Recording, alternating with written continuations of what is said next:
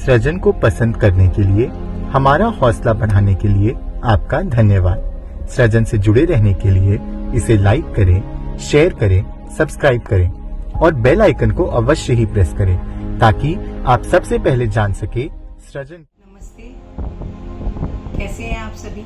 आप सभी को जन्माष्टमी की हार्दिक शुभकामनाएं। जब जब मैं जन्माष्टमी के त्योहार को याद करती हूँ या जब जब जन्माष्टमी का त्योहार आता है तो मुझे अपने सांवले कन्हैया का अपनी माता यशोदा से शिकायत करता हुआ ये गाना बहुत याद आता है। यशोमती मैया से बोले नंदलाला, राधा क्यों गोरी मैं क्यों काला। और जब जब मैं ये सोचती हूँ कि कृष्ण तो भगवान थे और वो सभी को बहुत प्रिय थे, सभी के लिए दुलारे थे, फिर उनके मन में ये काले होने की शिकायत का भाव कहाँ से पनपा। और जब जब ये सोचती हूँ मुझे लगता है कि कृष्ण को भी कहीं ना कहीं हमारे काले विचार, काले व्यवहार और काली संवेदनाओं से कहीं ना कहीं दुख हुआ होगा और शायद तभी उन्होंने यशोमती मैया से ये शिकायत की होगी। वर्ण काला हो या गोरा हो, वो तो उस कृष्ण की देन है, तो उसमें काले या गोरे क्या शिकायत करना क्या उचित है? पर शायद आप लोगों ने ये महसूस किया होगा, आज कहने को हम 21वीं शताब्दी में आ गए हैं, लेकिन फिर भी हमारी कथनी और करनी में फर्क, वर्ण के आधार पर संबंधों का चुनाव। अगर हमारी बिटिया सांवली है तो बिटिया हमारी सांवली है, लेकिन बहू के चुनाव का वक्त आता है तो बहू काली हो जाती है। क्या आपको नहीं लगता कि कान्हा सदियों से इसी बात के ऊपर जोर देते चले आ रहे हैं कि हमें अपने विचारों को, हमें अपने भावों को और हमें अपनी संवेदनाओं की काली माँ को पोंछ देना है।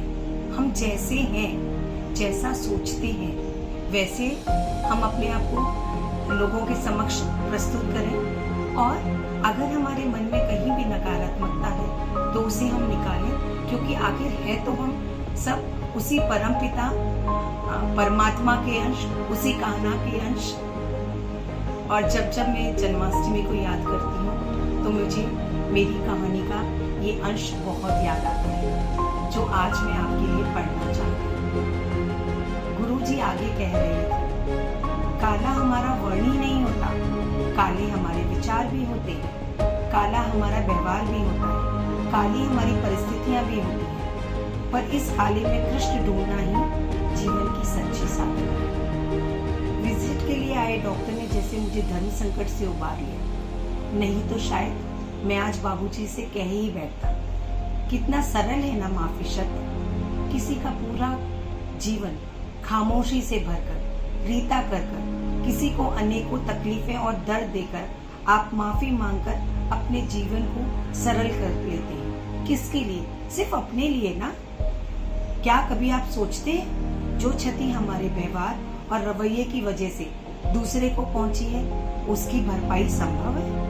कभी कभी विधाता भी ऐसे अनोखे खेल रचता है कि एक जीव सिर्फ फुटबॉल बन गोल ही गोल होता रहता है और बाकी सब गोलची बन उसे धकेलते रहते हैं। काश की काले में कृष्ण को ढूंढने की ये मां साधना सभी कर पाते हैं। ये अंश है मेरी कहानी काला के, जो मेरी कथा संग्रह जिंदगी फिर भी गुलजार में मौजूद है।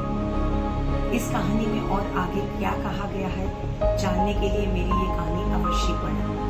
और आप सभी से मेरा ये निवेदन कि ये जन्माष्टमी यदि हम सच्चे अर्थों में कृष्ण को अर्पित करना चाहते हैं, कृष्ण का जन्मदिन मनाना चाहते हैं, तो हमारे मन से जो हमारे विचारों में, भावों में, वर्ण में या कहीं पर भी हमारे मन के अंदर काली माँ, जरा सी भी काली माँ, जरा सी भी नकारात्मकता, उसको हम बाहर निकालें, क्योंकि अंततः है तो हम उसी कृष्ण के अंश।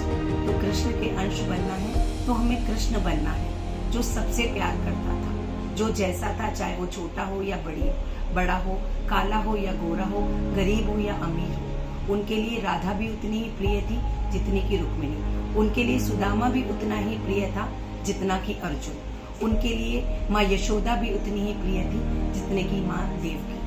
काश कि हम थोड़ा सा भी अपने भीतर कृष्ण को ला पाए।